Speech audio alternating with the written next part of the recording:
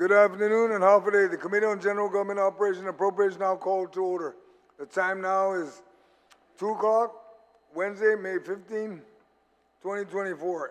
In compliance with open government law, the notice for this public hearing were posted on the GovGuam Public Notice Portal, GTA TV Channel 21, Docomo Channel 117, and disseminated via email to all members, all senators, and all main media broadcasting outlets on Wednesday, May 8th, and then it will change one on that same day, and then on Monday, May 13th. And with that, the bill we'll be entertaining this afternoon is Bill 280-37 LS, introduced by myself, Senator Joe S. Agustin, co-sponsored by Senator Roy A.B. Canata, Vice Speaker Tina Rose Munoz-Barnes, Senator Amanda Shelton, Senator Dwayne Snickles, Senator William Parkinson, and Senator Tom Fisher. An act to appropriate $400,000 from the fiscal year 2024 general fund revenues collected in excess of the adopted levels enumerated in Public Law 37-42 as amended to the Guam Election Commission relative to the 2024 Guam primary election.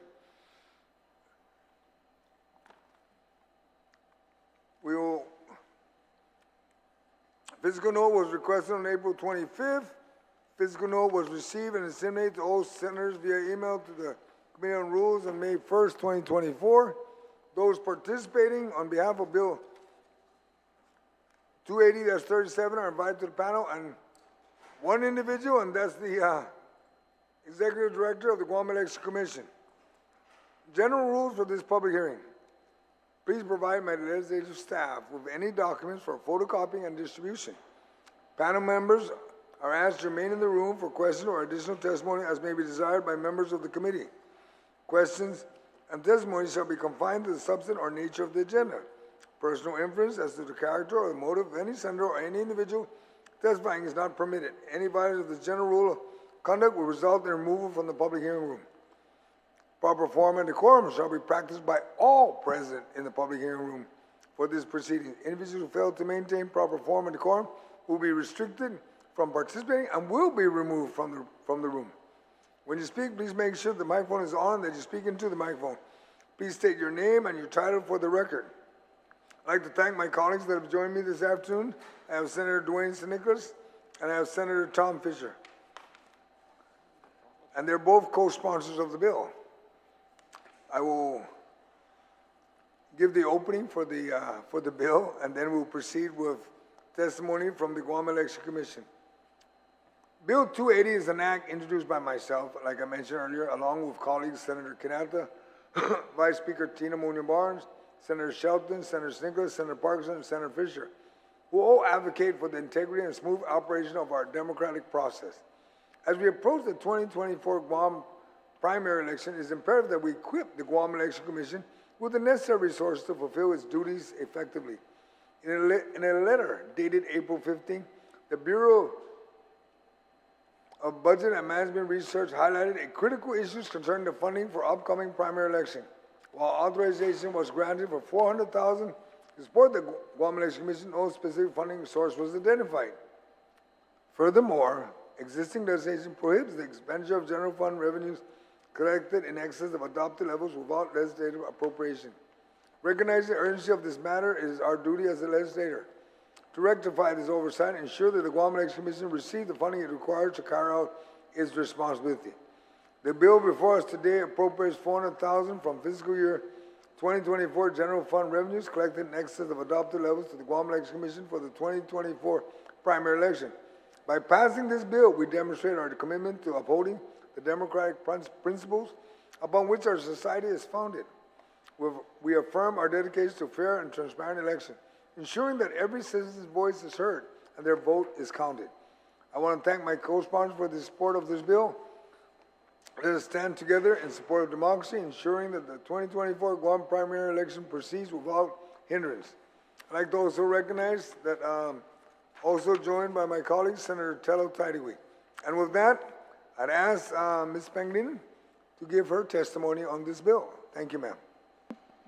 Hafiding, Mr. Chairman, Senator Dwayne Snickles, Senator Tom Fisher, and Senator Tello Taidiwi. Sidus Masi for Bill number 28037, appropriating $400,000 to cover the cost of the 2024 primary election. This allocation is intended to cover expenses including precinct official stipends, election day ballot security and transportation, equipment rental, and the leasing of the 2024 early vote center. A breakdown of the costs associated with the 2024 primary election is attached. The Guam Election Commission fiscal year 2024 budget requests included the primary election expenses. After the enactment of fiscal year 2024 budget law, increase in voter registration necessitated precinct realignment in a public meeting of the GEC on April 11, 2024, bringing the number of precincts to 73 from 67. The Election Code of Guam, Title III of the Guam Code Annotated, Section 4102, requires that each voting precinct not substantially exceed 800 voters.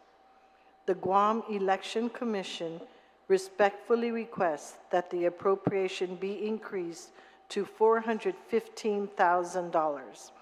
The additional $15,000 will cover the costs associated with staffing and equipping these additional precincts, ensuring that every voter is properly accommodated and reducing the lines at the polling sites.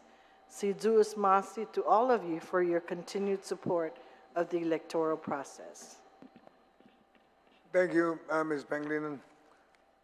I'd like to ask my colleagues if they have any questions they want to ask. We'll start with Senator Nicholas. Thank you, Mr. Chairman. I just wanted to echo the same sentiments. This is securing our democracy and ensuring its integrity. And Ms. Pangilinan, I've watched you many years, and you know your hard work and your integrity to ensuring that process. I wanted to thank you for your many years of service, and this measure has my support, and I look forward to a wonderful election. Thank you, Mr. Chair. Thank you, Senator Nicholas. Senator Fisher, you have any comments or questions you would like to pose on the panel?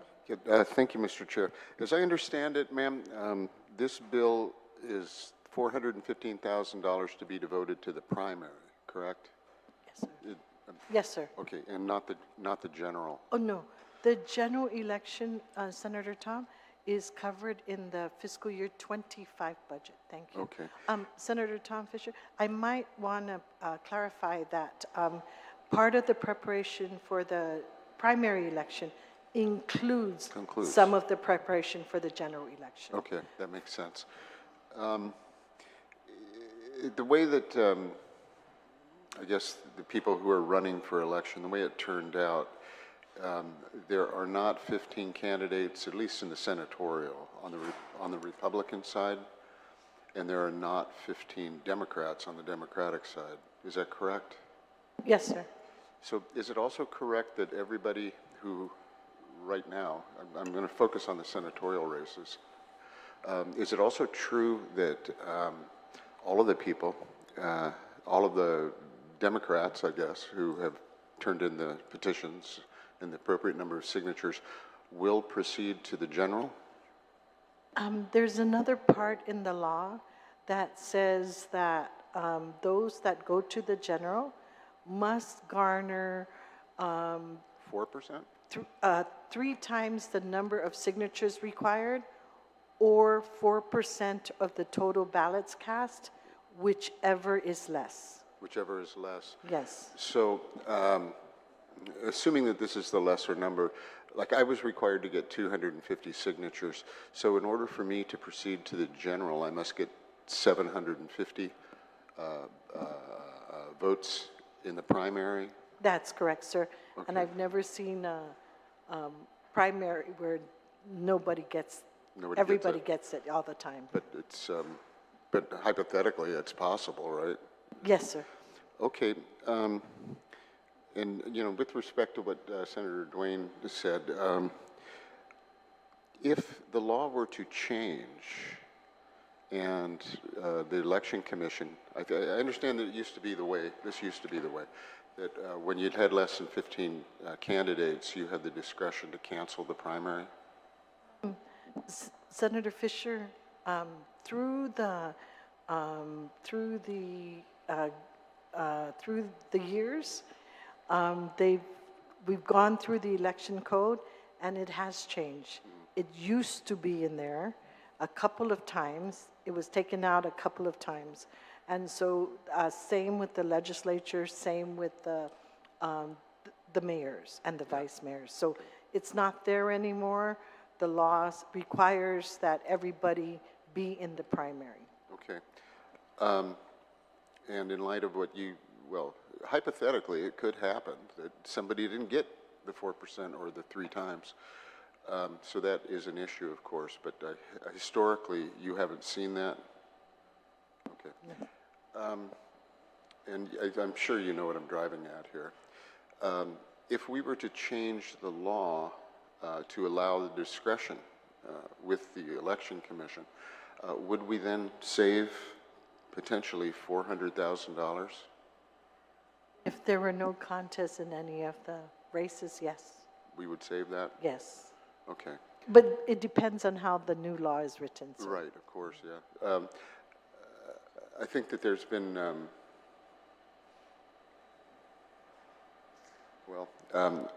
obviously that's a policy decision for the legislature, but I just wanted to get that on the record. If we were to restore things to the way they were, we would save $400,000. Okay. Mr. Chair, thank you very much, and Ms. Pangilinan, thank you very much. Thank you, Senator Fisher. Senator Tyree, do you have any comments or questions for Ms. Pangilinan? Thank you, Mr. Chair. Good afternoon to my colleagues, and of course, good afternoon to the Guam Election Commission. Maria, I do have, sorry, my mic's poltergeisting around here, so, okay. Early voting. Is this going to cost additional funding? I know that there was an issue with being able to find somebody to answer the RFP for a facility to allow early voting.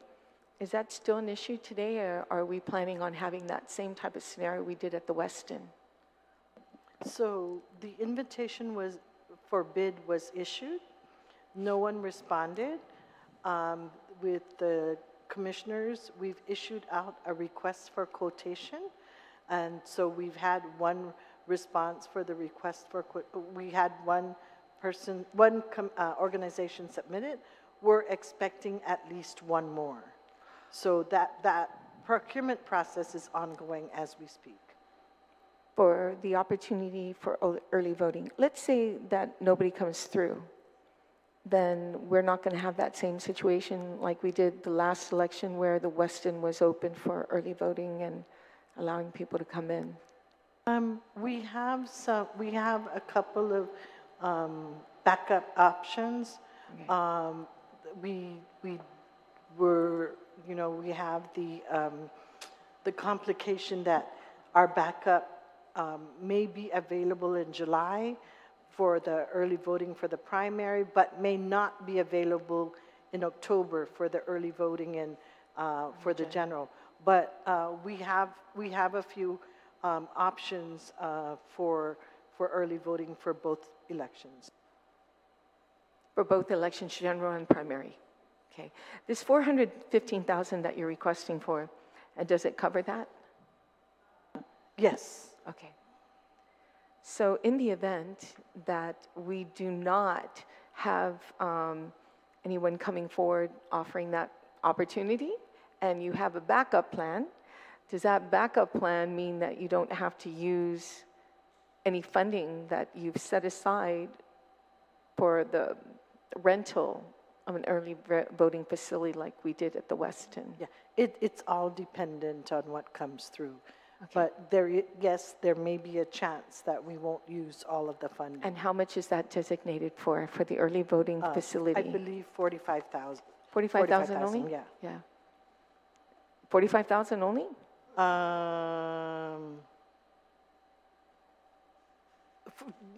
Not just Wait, for the venue. There.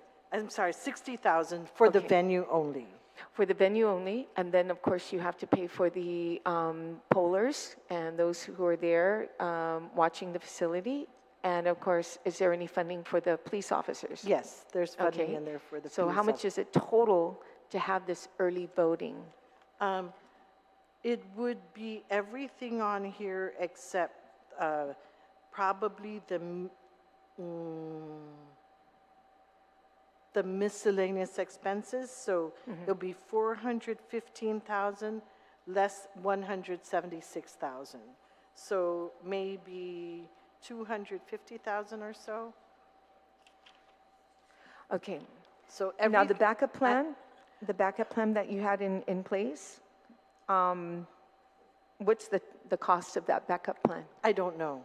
Okay, so Yeah. in the event we're not able to provide this early voting option to the public and just utilize what we've done in the past, and that is just going to the Guam Election Commission, and if you have an airline ticket or you have a medical excuse or whatever excuse you're leaving island in order to vote, then it has freed up close to 300,000?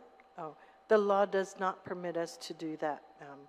The law requires us to have early voting Regardless. regardless. But Yeah. if you don't have any, We'll figure it out so that we can follow the law.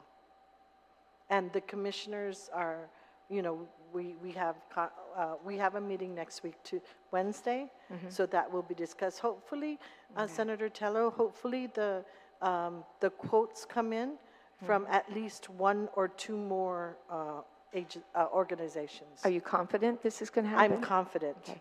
In the Yes. event it doesn't for some reason, then you would have to rush down here to this body, and we would have to change the law so that you would not be in compliance, so nobody would contest the votes. Like if the primary happened, somebody can contest that the law required you to have early voting and you didn't. So the first thing you have to do is come down here right away before that deadline. And when is the deadline? I mean, when's the soonest for early voting? July 5th. It starts The law says within 30 days. within 30 So days. we have to start not earlier than 30 days. So, and so. Is that July 5th? I think it's, because August 3rd. July yeah. 5th. Okay. So we have about a month and a half, but technically a month. Senator, Because, yeah. Senator Tello, may I? Yeah. We went and looked at a couple places. So we have at least one organization working on a quotation for us, and we already received one. So we think we're going to get something concrete before the 22nd meeting next week. Next week. Yes. Are you finding out it's difficult to get these people, wanting to bid for this because the price is low? No, we Okay. didn't put a price on it.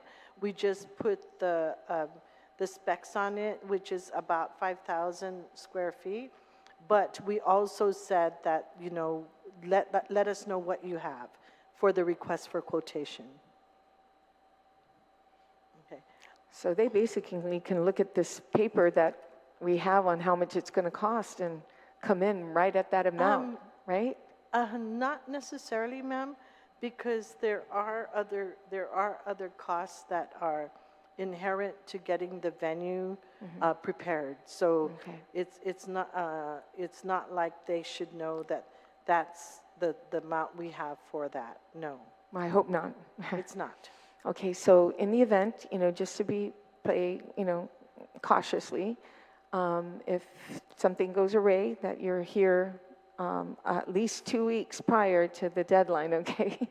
2 weeks prior, so that we can rush and probably do an emergency session for something that is required. Yes, But- ma'am.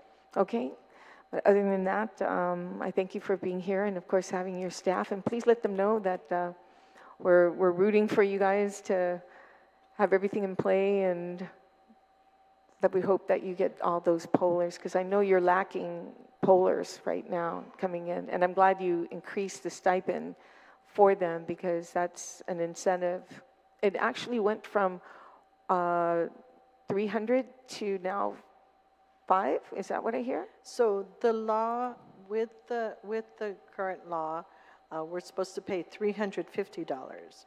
But we received, from our grant funding from the Election Assistance Commission, we just got the okay a couple weeks ago to augment that with $150 more. So it'll be $500 stipend. $500. There's a lot of people watching today, so I know that you're still trying to get people to come, and 350 might have not have been very much to entice anybody, but 500 sure is a lot of money to entice individuals for one day to come down and exercise your right to assist those who want to vote. So thank you again, Mr. Chair. Thank you, Senator Tyree. That being stated, there's no one else to present any testimony, and my closing remarks, I just hope I ask my colleagues to support this amendment, this bill, so that we can ensure the democratic process is continued on Guam, and we get the Guam Election Commission equipped or provided the adequate resources. Being there's no one else to present any testimony on this bill, this hearing is now concluded. I want to thank everyone for attending this hearing and providing feedback and suggestion. Bill 280-37 LS public hearing is now adjourned. The time now is 2:21. And with that, Sizus Masi. Thank you, Ms. Panglina. We will now take a 5-minute recess so we can get ready for the next bill. Thank you.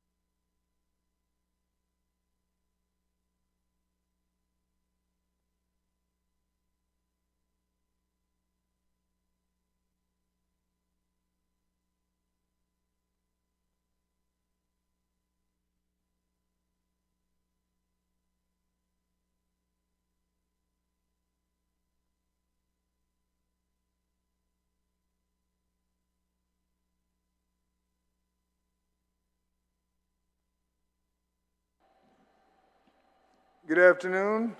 An offer day, the Committee on General Government Operations and Appropriations now called back to order.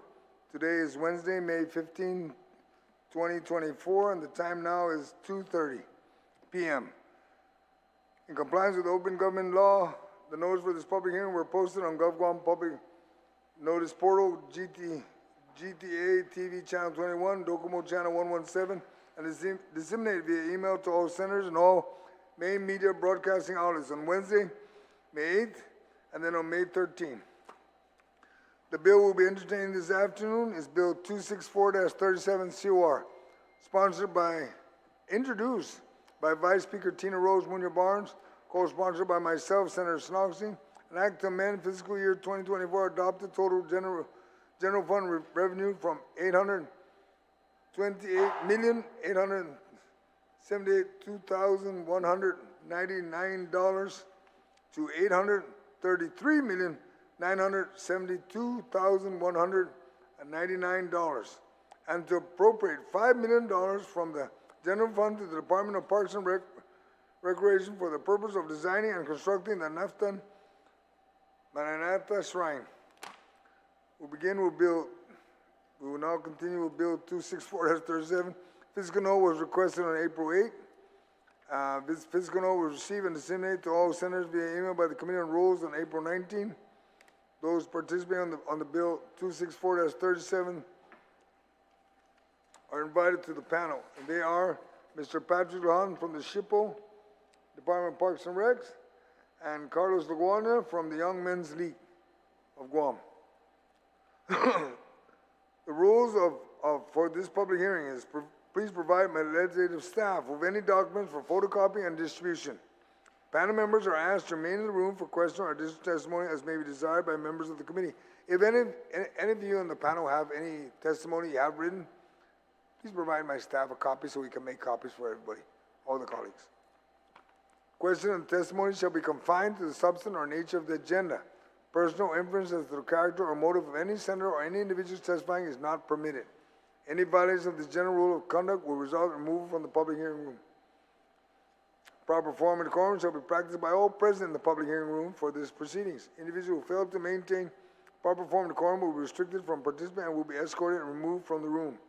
When you speak, please make sure that the microphone is on and that you speak into the microphone. Please state your name and your title for the record. I'd like to acknowledge my colleagues that have joined me this afternoon, and I have Senator Dwayne St. Nicholas, Senator Tom Fisher, Senator Telo Taidwi, Speaker Therese Terlai, and Senator Roy Kinata. I will read now the opening statement of Vice Speaker Tina Rose Munoz Barnes on the bill she introduced. Bill 264 represents a renewed effort to fulfill a decades-old promise to our ancestors that those who have been disturbed by accident due to development or through archaeological research will be given a final resting place that dignifies their lives. With this $5 million appropriation, the Department of Parks and Recreation, along with the State Historic Preservation Office, can begin and complete construction on the Naftan Maranatha Shrine, a new Chamorro National Shrine located at the only documented site of our people's victory during the Spanish Chamorro Wars. Our office has been advised that this amount should be sufficient to bring the design from the late Andrew Laguana, a prolific architect, to life. I sincerely hope the trend of excess revenue collection will continue so that the finances can bear this expense. Without sacrifice, other noble efforts from my colleagues to expand funding for road repairs, veteran care, and aid to GMH. While we recognize there are competing priorities for our finite government revenue, the inhumane and undignified treatment of the remains of our ancestors is an injustice that must be corrected. The question before this body is, shall we correct it now or later? Because the cold hard truth is that our ancestors, the people who gifted us with indigenous knowledge, who blessed us with their genes, who acted as stewards of the island we inherited, many of them are piled in shoeboxes, shoved into storage closets. To make this status quo absolutely clear, we're talking about thousands of individuals who died thousands of years ago. Many dug up more than 100 years ago and placed in the care of GovGuam nearly 30 years ago. This is unacceptable, isn't it? Would we wait this long if it was our nana or tata in that shoebox? Would we be silent for decades, happily allowing the bones of great-grandparents to be unearthed and unburied? Thanks to the discussion our office has had with the Young Men's League of Guam, SHPO, and others, I believe we must take every opportunity to resolve this. Something critical and important was born out of this discussion, the moral imperative that this problem is our responsibility to solve. We floated the idea of funding the construction of the shrine through federal grants, and to his credit, our SHPO Patrick Lohan cautioned my office that we, as descendants of these men and women, should not shirk our duties to take care of them. This perspective led to a shift in my mindset on this issue, and it has convinced me that we, the people of Guam, must make this investment. That we, and not anybody else, have the duty to care for these remains. That it is a job for us and not others to complete. Si Zeus Masi, and that's a statement from Vice Speaker Tina Rose Munoz Barnes, and with that, I'd ask Patrick Lohan, and then followed by Mr. Laguana, to give testimony on this bill. Sir, just identify who you are and your position so we can move on from there. Thank you. Absolutely. Thank you, Senators and Agustin. Thank you, Senators that are joining us today. My name is Patrick Lujan, the Guam Historic Preservation Officer, also serving as the State Historic Preservation Officer. I greatly appreciate your efforts today, coming up with this appropriation of $5 million. I would like to make an amendment to the draft and cross out the word design, since the design has been completed already by Andy Laguana, and it will be just for the construction and of the Nafta Maninata, as well as the inventory of the human remains that are still incomplete. With that said, it's been over 30-some years that the legislature has put some effort into what initially was to establish a Chamorro shrine for those who have been unearthed, whether, like the Vice Speaker had said, archaeological surveys or inappropriate or accidental findings through the development of our island. Mind you, it wasn't until the 70s or 80s when there was any historic preservation laws from the federal level that trickled down to the local level. It started back in September of 1989 under then Governor Joe Ada with an Executive Order 89-24 that finally brought into light the need for a final resting place for our ancestors. It was in Public Law 21-104 in 1992 that established the Chamorro Shrine. At that time, an estimated value of such a shrine was placed at $645,000. It wasn't until Executive Order 2000-33 with Governor Gutierrez with the famous repatriation of the remains from the Hans Hornbostel collection from the Bishop Museum in Hawaii. So those collections have been with us, still in boxes, as mentioned, for over 20 years. It wasn't until Public Law 33-204 in December of 2016 that Epau Point was established by the Guam legislature to be the location of the final resting place. Word has it is that that's the final battle spot between the Chamorros and the Spanish. In Public Law 34-116 in August of 2018, that is when the legislature provided funding for the design of the shrine. That's when architect Andy Laguana was given the opportunity to design this, and I was fortunate enough to see the closing of that design just a couple of years ago before his passing. It has since been the effort of our office and many other stakeholders to have the appropriate funding for the building of this shrine, to give the final resting place for our ancestors, some of them thousands of years old, and some of them out of the ground for over 100 years. So it's an appropriate time. It's actually late in what we as Chamorros and as stewards of the land for Guam to do this initiative, but I'm very happy that the senators here are addressing this need. Thank you. Thank you, sir.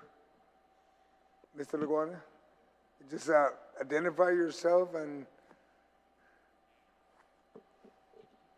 After buenas todos samtuna si Carlos Laguanan so in on no representa in ano lalahin guahan pago na dia za anay masanganyo na paraguado no hearing pago podesti Bill 264-37 luku nangaza by attendisti sa no anong title nga the purpose from nais lapi naftan manenata the from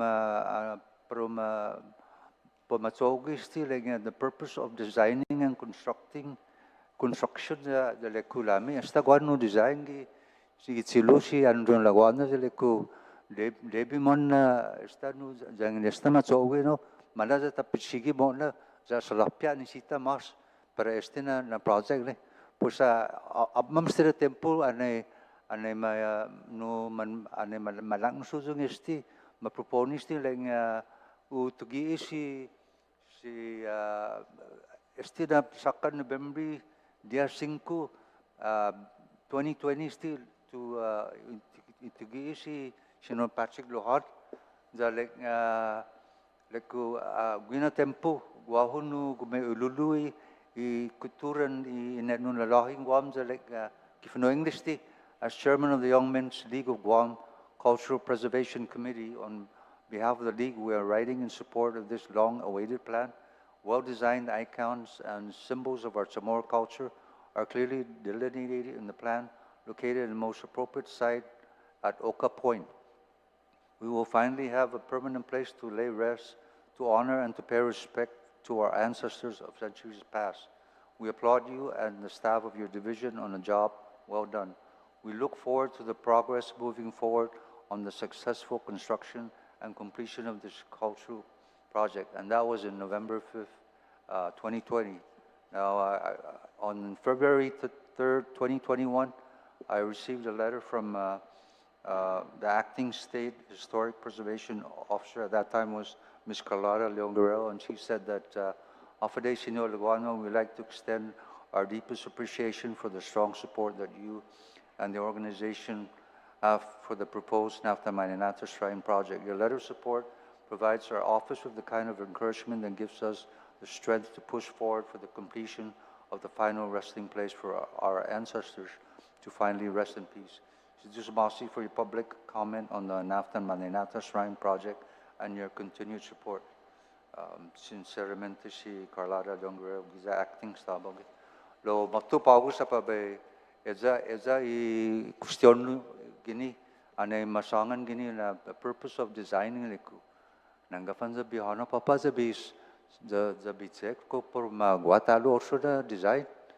Posa maulika nesta testigo si particular po manasrazi design sesta. Gaigista nanna si Andrew gino, desta matsogi, eza matu za pabay supporti esti, zan esti na bio, zan pabay supporti, utsu talo mas na salapi sa legmo, ano sangani tinaong salapi, no, tatawa sa salapi, pero matsogi esti, lo esti na bio, pero zan ngingwa salapi, sempista no, siguro na po matsogi, dinansyo, ungan no dinansyo.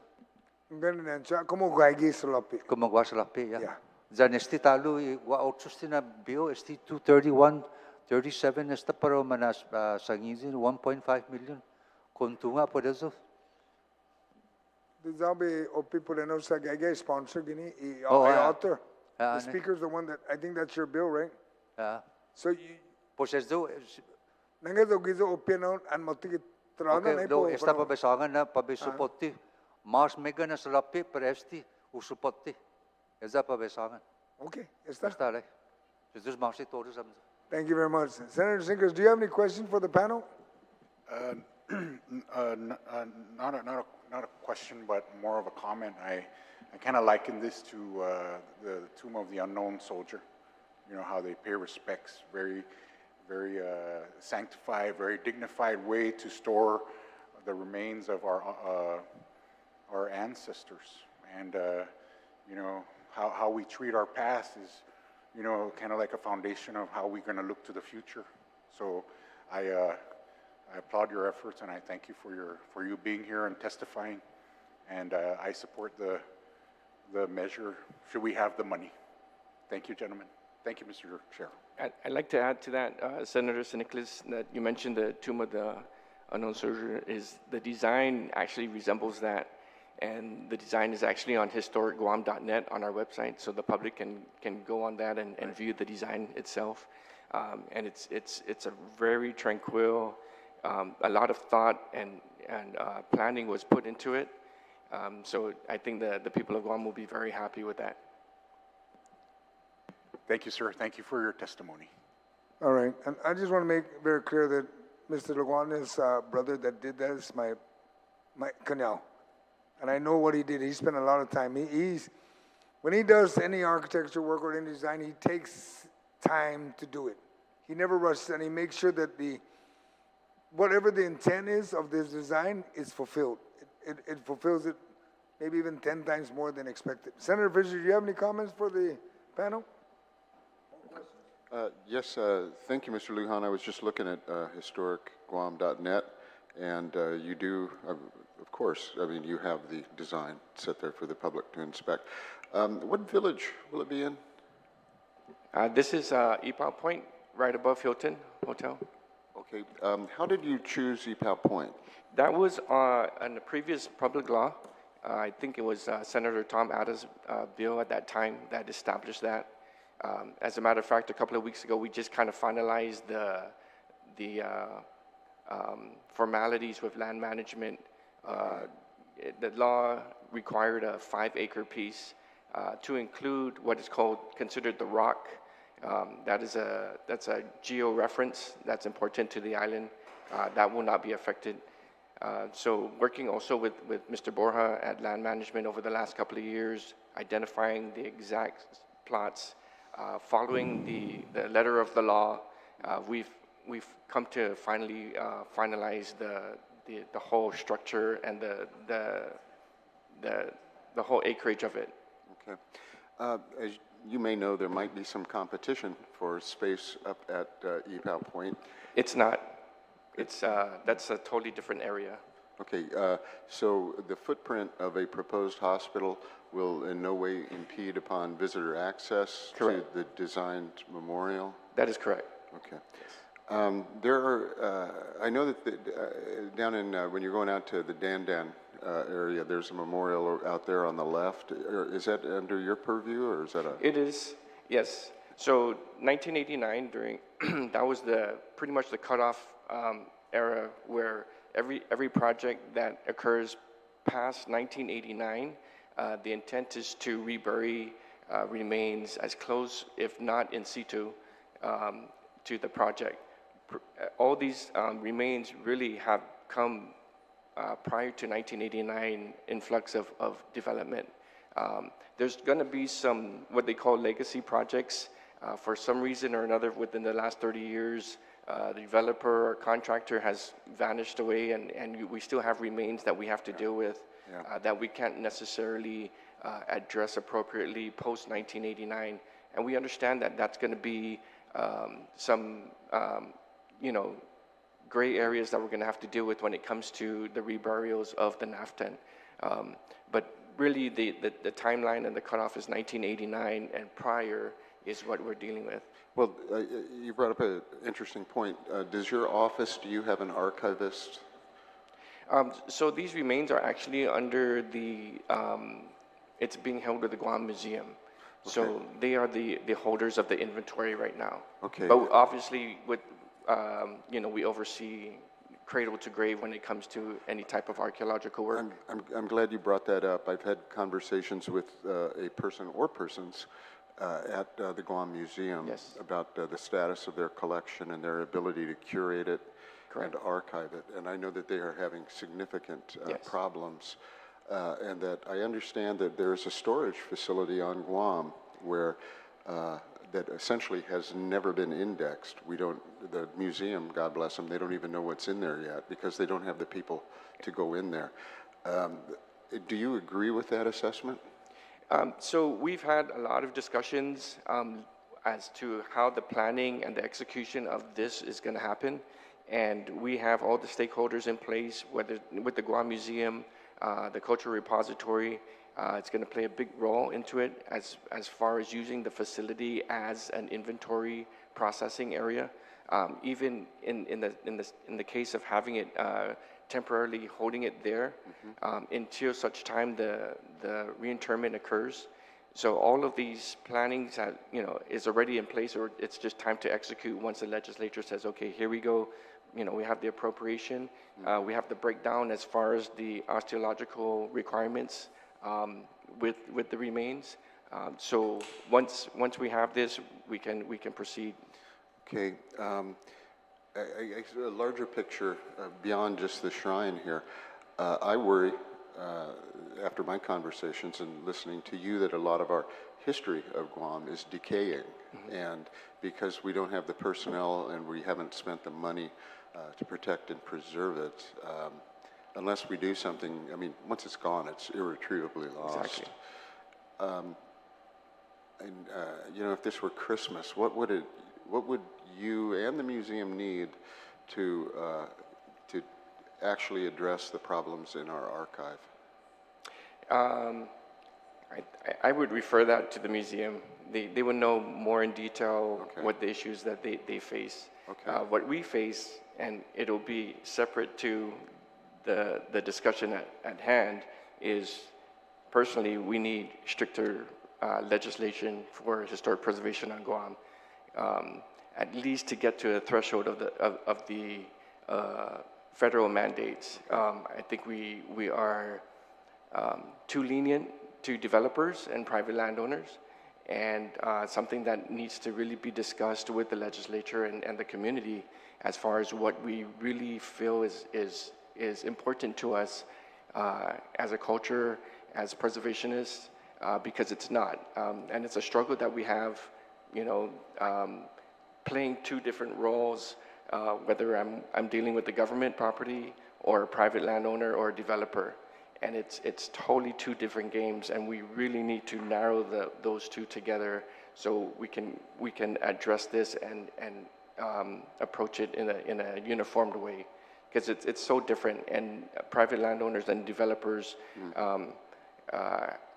from a local statute standpoint, there's a lot of leniency when it comes to preservation and archaeological requirements. Okay. I think you brought up a very interesting point. Unlike building a bridge or paving a road, this is a question that I guess the island somehow has to decide. Yes. What do we want to preserve? How much of our resources do we want to put into the preservation, and how much of it will we let just slip away? And I'm not competent to answer that question, and I don't think any single person is. I guess through the legislature's ability to spend or not spend, I guess that's how we're going to express our preferences. But, Chair, just like I said, once it's gone, it's gone. Yes, sir. Yeah. You hit it all on the right. Yes. Yeah. Okay. Thank you. Thank you, sir, and thank you for your work. Thank you. Thank you. I'd like to also recognize the colleague that have joined us, Senator Joanne Brown. Senator Tyree, do you have any questions for the panel or any comments you'd like to make? Mr. Chair, I'd like to yield to the speaker first. Thank you. Okay, I'm just trying to go in the order of the folks that showed up. Senator Roy Canate, you have anything you want to, any comments or questions before I ask the speaker to speak? Certainly. Thank you, Mr. Chair. I just wanted to clarify the remains. How many remains? Like 2,500? It's over 3,000. Over 3,000. Yes, sir. So, what do you know where all those remains are right now? Majority of them are with the Guam Museum. Inside the museum or at a? No, it's at the Flores building. Okay. Yes. Do you happen to know what the cost of rental is? I believe, I don't want to talk out of hand, I think that's given for free. Okay. Yes. But you might want to check with Melvin on that. Okay. That's where I'm at, is I wanted to find out what the financial impact, if there was any. Also, what is, in the same sentiments as my colleague Senator Fisher, what is the dream number here, or most especially to complete the project? Because I think 1.5 million, of course, is a commendable legislation. 5 million is also another commendable legislation. But at the end of the day, how much is it to complete and once and for all lay these remains to rest? Because I think this is a long-standing issue, right? It's been more than probably 32 years. It's older than me, right? So I know this is before your time, Mr. Lujan and Senor Laguarnia. First, my apologies. Thank you guys for your testimony today, and thank you for being here. Most especially for your brother for his tireless work and expertise in designing and planning for a lot of our beautiful buildings, most especially the museum and this shrine. So, of course, it is my goal, right, to ensure that we have this really taken care of. I don't want to commit $5 million and then, just hold on because we need another $3 million or we need another $8 million, right? Because I think the $5 million estimate was from 2010. When was do you guys recall when the A&E was completed? Yes. So with Mr. Laguarnia, it was in the vicinity of close to 3 million, not including the inventory. And so as of a couple of years, we felt that 5 million would be sufficient. But, the price of supply and everything like that, the inflation, could we still make it within 5? Again, it's got to go out for bid. The procurement process, we only can imagine what it's going to look like. We're hoping that 5 million will be okay, so. Okay. Thank you so much for that information. I also wanted to clarify, the property is fully dealt with, right? Correct. There's no need for any, what do you call it, revisions to the land? No, sir. Okay. Thank you, Mr. Chair. That is all. Thank you. Madam Speaker, do you have, I know you have a pending bill too. Go ahead. Yes, thank you.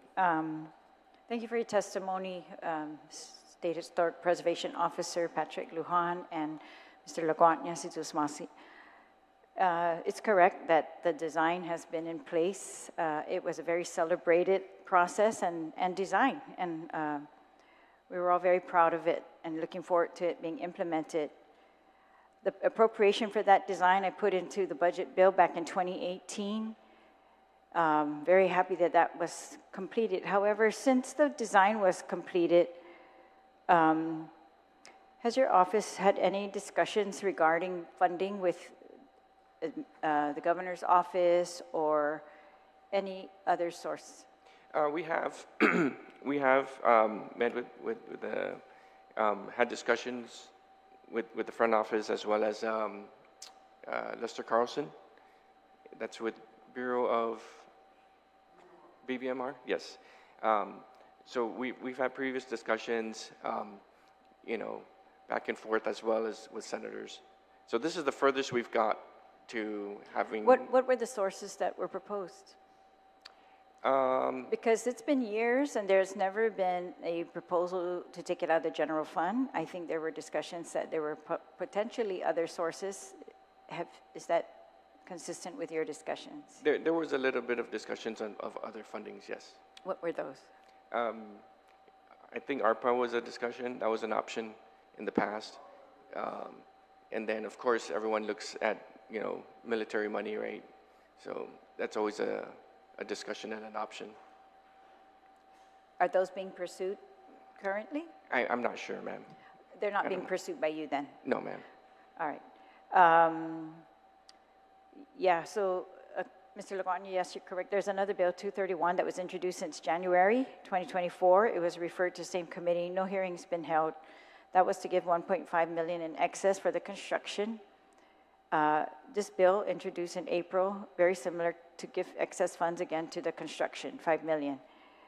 However, things have changed since January because the BBMR is now telling us that we had in the last month, at the end of the last month, 21.5 excess $1 million to spend, pretty much.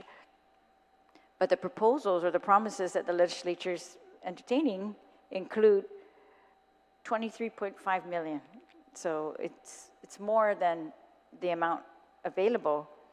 So it's correct, we have to prioritize, but the promises that are being made are power credit, Guam Election Commission, veterans, some very also important projects. So I just want to put that on the table that I don't know how close we really are because of the competing measures. And when you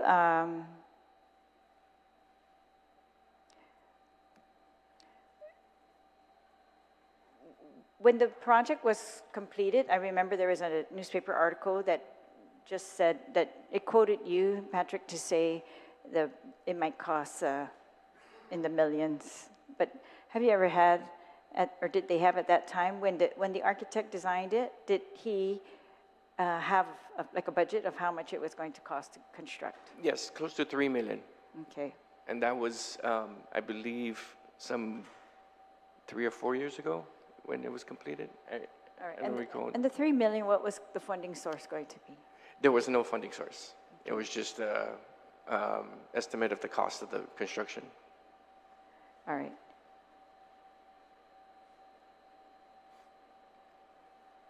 All right, and thank you for clarifying that it was a very, I thought, low misconception that was put out there that building a hospital at Ipao Point was in any way going to affect this NAFTAN. This NAFTAN's been set in law for many years.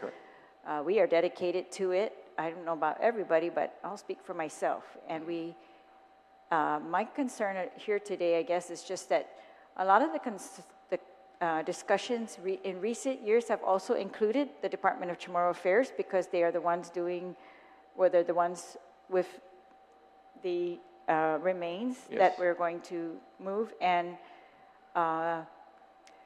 they seem to, I thought they had told us in some, I'm trying to remember if it's hearings or meetings with the Comisión Gifino Chamorro that, they were working on this very diligently and they had some proposals. So I just don't want to be duplicating any efforts and I want it to be efficient and, of course, as expedient as possible.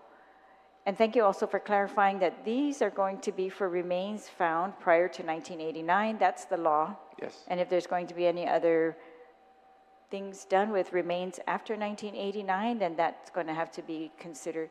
Can you just maybe tell us why you say our laws need to be strengthened in this historic preservation? All right. Well, as a practitioner on a day-to-day basis, basically our local laws require the government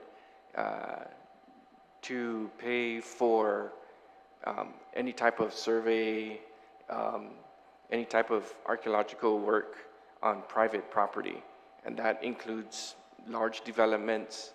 And I think the intent of the law was to help, the smaller owners who cannot necessarily afford an archaeological survey. Granted, the cost of that has increased tremendously over the last decade or so. However, with the structure that we have and the lack of the ability to do any type of lab work, I think that's the key thing, that the government is not in the business to do lab work from an osteological or archaeological standpoint. It just forces us to do work that doesn't meet the threshold of even the federal level with the National Historic Preservation Act. That's where I wish we can at least get to that. And we've drafted up a draft legislation a couple of years ago that we've tried to push through previous committees, and hopefully that we can have a frank discussion, not only with the senators, but with the community in general with that. Can you explain, after 1989, there have been several burial sites that have been approved for Guam by the State Historic Preservation Office and by executive order. And that was how we were treating burials after 1989, that if you disturb an area, you're going to rebury those things in an area as close as possible to where they originated. So we weren't moving things around like they did prior to 1989. Is that still the case? It where is. you are requiring reburials of human remains that are found? We are, yes. You're requiring that? Yes, ma'am. So you're still able to do that? Yes. Because that's not the letter that you showed me, where the Stephanie Flores had written to you, and she was the acting director of the Department of Parks and Recreation, and said that you are not allowed to mandate any type of action by developers as to reburials of human remains. Yeah, I think that was on the building of a monument, because it's not clear in the law of requiring a monument to be built. Any requirements? Yeah. Any But- requirements, but including we are- reburial itself, they said was your, they said they no longer honor the executive orders that had been in place for all these years, and they were now, that your office now has no authority to dictate to any developer what to do after human remains are found. It's totally your office's responsibility. If that was the case back then when the hotels were being built, we would not have the reburials at the Nico. We would not have the reburials at the Loti Hotel. We would not have the reburials at, I think, the Hyatt. And all of these places, even the one in Dandan that they're talking about, that was because of what the SHPO at that time thought the law was, and that was that they get to mandate to these developers to rebury as close as possible and put a monument. And then, only in the last few months, there's been a letter from when Stephanie was the acting director saying that you no longer have that capability. And this was in regards to a dispute with GTA, where in what was described to me, and maybe you can, whether it's true or not, that there were human remains found when they were digging for and constructing the data center up there across the Lupeng. And the human remains, the significance of those were quite significant, and that they had refused to comply with your orders to treat the burials as you had required. And that's why the governor's office has now got involved and said that you are no longer going to be the SHPO to act on development by technology companies, telecommunication companies, and different things, and that you're no longer authorized to order developers to treat human remains the way we have been treating them for decades. Isn't that correct? Yes, ma'am. All right. Well, thank you. So, of course, Mr. Chair, I'm in favor of this project being constructed. It needs to be constructed. So many more things need to happen. I just don't want this to be, I'm a little disturbed because the bill, I put in a bill since January, nothing happened to it.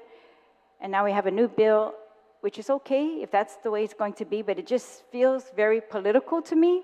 And this is our Naftan Memorial Shrine. And I think politics has no bearing in here. And we should all be concentrating on, we're going to build a shrine for the injustices of the past. These things were removed improperly. And we're trying to make up for that. Yes. Yet, we are continuing to allow today the same injustice to occur. And it seems worse to me. Because we can't even require human remains, Chamorro human remains, to be treated with dignity. And this is a mandate contrary to decades of work by you and previous SHPOs, and it's coming down from the front office, and it very much bothers me.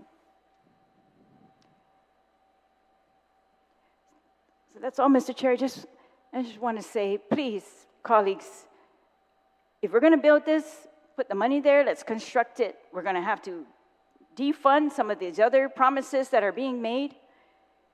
And please do it responsibly, but let's not make this a political toy. I don't understand why one bill can have a hearing and the other cannot. That just doesn't sound, but whatever. I've been in politics a long time, so I've seen many things. However, this I feel like should just be not political. Patrick, we're counting on you to be very vocal, not to be shy, and to tell the public what is going on with the barrios. Thank you. Thank you, Madam Speaker. Senator Tadiwi, do you have anything now? Any comments or questions for the panel? Thank you, Mr. Chair. Thank you to Shippo, who's here, of course, and Mr. Laguatnia. Appreciate, we all remember your brother and the contribution he's made to this particular shrine. I know he put his heart and soul into this design for us. I'm glad to see, Patrick, that you've incorporated this onto your website, the shrine, so those in the public can actually go to the Shippo website and look at it. So I appreciate you keeping it up and keeping it alive in that perspective. You know, the funding on this is quite large, you know, $5 million. So my question is, the design and architectural design for this, is it going to cost $5 million or less or more? So thanks for bringing that up, because when we were going through the design, you know, Mr. Laguarnia, you know, he had a different tiers of what is acceptable. So there was actually a design that was much more than this. But after further discussion and what we felt was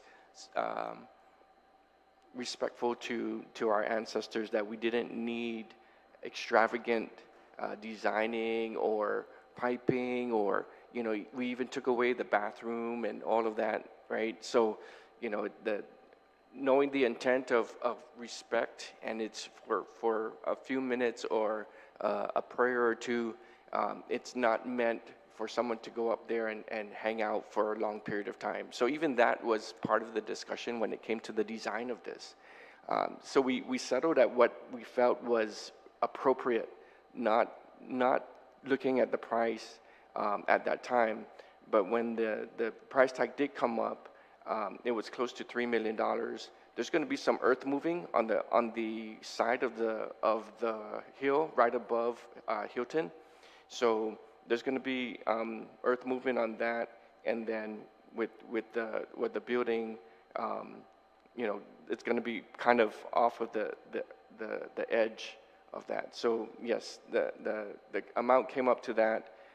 The osteological work Came up to $3 million. Almost $3 million, yes. Okay. And then the osteological work, there was a proposed amount for the inventory of the remains was over 600,000 at that time, a couple of years ago. So we're just thinking that, yeah, even that one we've kind of thought outside the box, trying to use probably students from the University of Guam to participate in that, not only to offset the cost, but also to get more people involved, especially our youth that will be involved in such a project, important project like this. So a lot of planning has already been set in stone. We're actually trying to initiate a quasi task force right now, because there's going to be moving parts to include DPW and to include my office, include Chamorro Affairs, and other stakeholders. Mr. Laguarnia would like to be a part of that as well. So, you know, it's not going to be, decisions will not be made in a box, so to speak. So it sounds like there are still a lot of planning stages ahead of the game here. So this, Yes. even though if the money was provided right now, there's still a lot more work that needs to be done before the ground is being shifted or moved. Correct, yes. Okay, so there is a little more time that we're looking at. That's good to hear. In the meantime, these remains are being, are they at the repository at the University of Guam? Well, I don't want to say University of Guam, because we're finding out that the repository is not part of the University of Guam, but it's in that location. Are these remains, you know, placed there with respect and dignity? They're Yeah, not cautiously. Not yet. They're still under the Guam Museum at the Flores building right over there by the... At the Flores building. Correct. But Yeah. you're ensuring that these are laid nicely, you know, it's not like something that you just put all in a corner somewhere, that, you know, there's some dignity to. Unfortunately, there's been little dignity over the last couple of decades with these, and that's why we need to move forward with this. Why aren't you using the repository that's at the University of Guam for some of these remains? It will happen. That's part of the plans, that repository will be used as a part of the inventory to Right. to do the inventory. So they would go there first before they would be laid Yes, ma'am. in this memorial area. Yes, ma'am. So it sounds to me like the plans, that were the architectural plans, were based on the land that was at Oka Point. Yes. So when Mr. Laguanya, Andrew Laguanya, was creating these plans, he had the foresight of the area and based it around that to have that, you know, scenic background, et cetera, down the line. Okay. Yes, ma'am. So 3 million, at once upon a time, it was a little bit less, but I suppose, you know, with time, you know, inflation, costs have gotten up, so it's gone up a little bit more. Yes. So the last question I have is, with all those task force and groups that have to get together and move forward on this, and the bid that's putting out, et cetera, would you say that it's going to take another year? Be realistic here, Patrick. I'm not in the procurement game, so I would hope it Okay, would well, let's be, just yeah. take the procurement out of it and do the task force that you want to put together and Oh, we'll be ready, yes. like within, because, you know, I've put together task force, and sometimes it takes like months, Yeah. sometimes half a year, in order for everyone to get together or have people sit on the panel, the correct people, the really responsible individuals to come to the table. So you're looking at just putting something together, and then they all have to have their minds come together, a meeting of minds, and discuss how to move forward. It sounds to me it's going to be probably almost the end of the year before this task group gets together and finally solidifies exactly what they're going to cut out, like you mentioned earlier, or some of the comments that were made earlier that you can confirm that's the direction that it should go. Yeah. So, okay, well, that's good to know. Now we have a little bit of time, you know, so I greatly appreciate you being here. And Mr. Laguanya, of course, it's always a pleasure. Thank you so much. Thank you, Mr. Chair. Thank you, Senator. Senator Brown, do you have any comments or questions for the panel? Thank you very much, Mr. Chair. I mean, I've not seen the drawings or where the location, if this is going to be on the property. Do you have anything to show us or the public?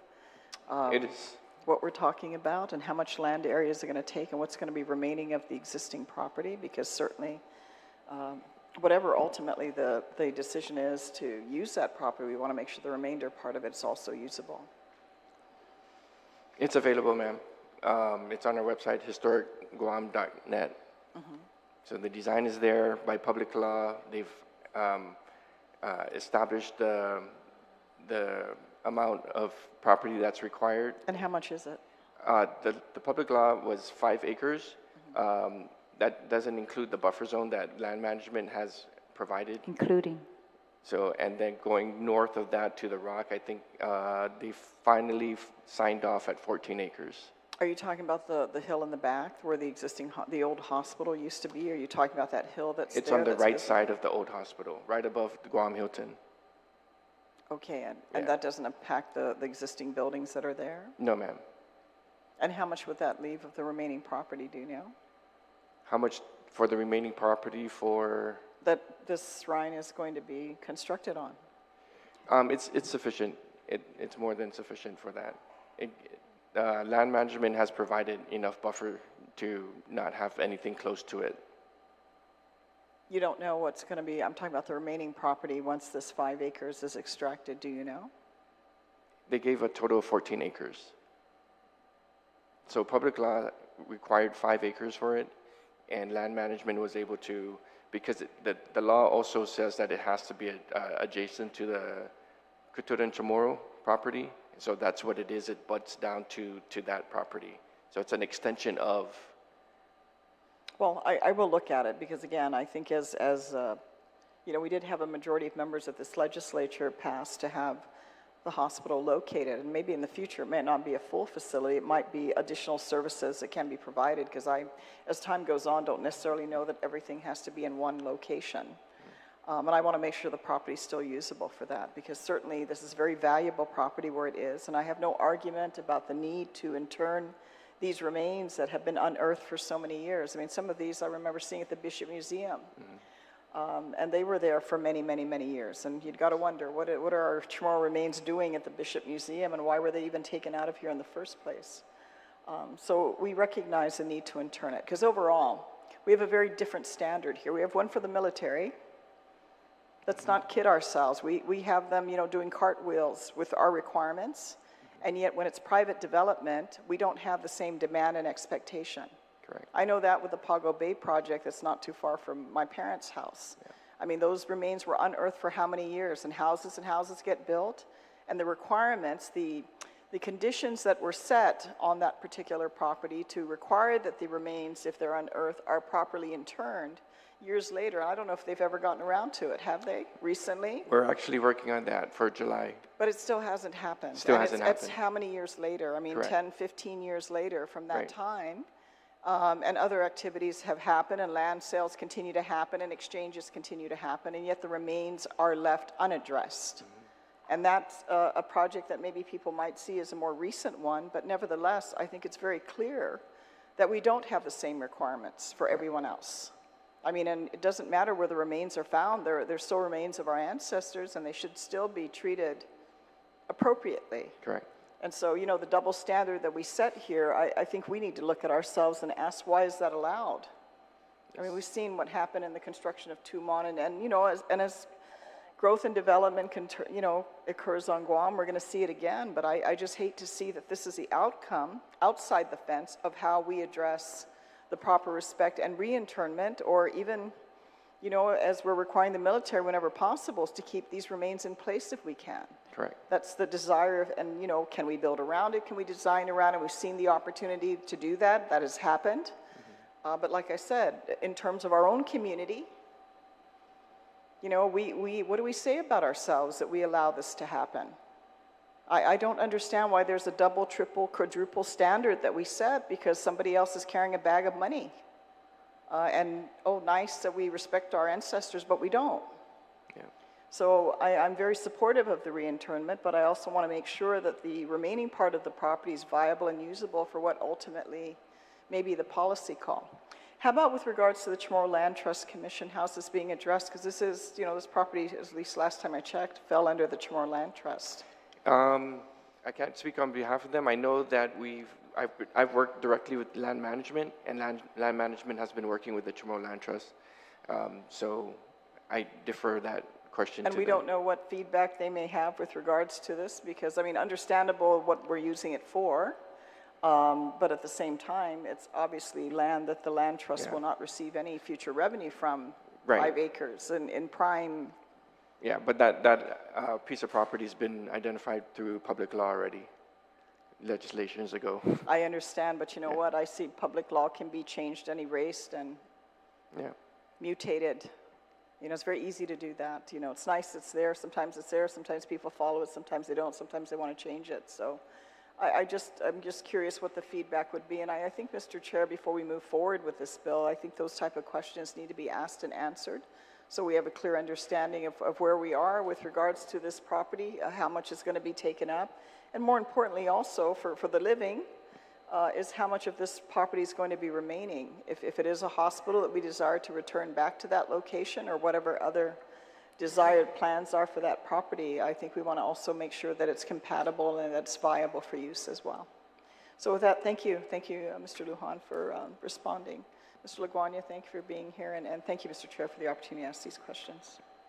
Mr. Laguarnia, you raised your hand. Do you need? Yes, I have a question. You said the funds are not available I to said fund if this available. project, right? When and if it's available. So how does that work then, Senator? How does that work in terms of like, how is it going to be available? I don't understand that. We're just hearing the bill to determine first the bill, and then we take a look at when there's money, then we identify that funds, and then we move forward on it. You vote on it, oh, okay. No, then we move forward on it. Move forward, okay. And it was mentioned earlier by other colleagues that we have to determine which ones are a higher priority. Who has the higher priority on funding? Right, Then we yes. move from there. Remember, funding is the moving target. Every month we get to is determine how much money is available. This bill asked for $5 million, just like the bill previously was 1.5. It was clearly stated that it's up to 3. Now we're looking at 5. Right. I mean, what's it going to be in a couple of months from now? Mr. Lujan may come back and report to us and say, hey, it actually went up because construction costs. We found other things. See, we just have to measure it as we move. Because today we're going to conclude this hearing. But when it finally comes out that we have to make the appropriate amendments to this bill, and then before it comes out, I know Mr. Lujan is going to give some input, says there may be some changes. It may even go down. Or he may report that there's ARP money that's going to fund it all, and then it's done. It's not an issue no more about funding. There's a couple of colleagues here that mentioned to me that ARP money should be used for many things, because there's a lot of money sitting around. I agree with that 100%. We should use as much as we can. And then we can move from there. Okay. Okay? I understand that, yeah, okay. Well, being with the Young Men's League of Guam, I remember the president, Bob Pelkey, he and I went to the lieutenant governor to ask for some assistance to also for another project with the statue out there, the Chief Kapua. Perhaps we could do the same for the NAFTAN too also, and see what the lieutenant governor can assist with that too also. On the NAFTAN. You're going to for the ask that? NAFTAN, Okay, yes. yeah, ask. Yeah. Inquire from downtown. I'd be curious to know too, what assistance can they provide? Because I know the SHPO's been trying to look for that. Yeah. Okay? You have a question? Okay, okay, go ahead. Sir, just wanted to find out from you if you have this information. The remains that are currently being stored, have there's any been DNA testing being done, and what is maybe perhaps the oldest remains you have on record? Yeah, so those, in particular, what is in inventory, I can't say if DNA has been done on those. There have been DNA tests on some remains. I'd have to get back to you to confirm if the ones that we're trying to rebury have been DNA tested. But definitely those are 2,000 to 3,000 years old, as late as. So. Thank you, sir. Thank you for testimony. All right, and thank you, colleagues. There being no one else to present testimony in this bill, this hearing is now concluded. I want to thank everyone for attending this hearing, providing feedback and suggestion. Bill 264-37 COR public hearing is now adjourned. The time now is 3:27. Stu Smossi, please take care. Thank you.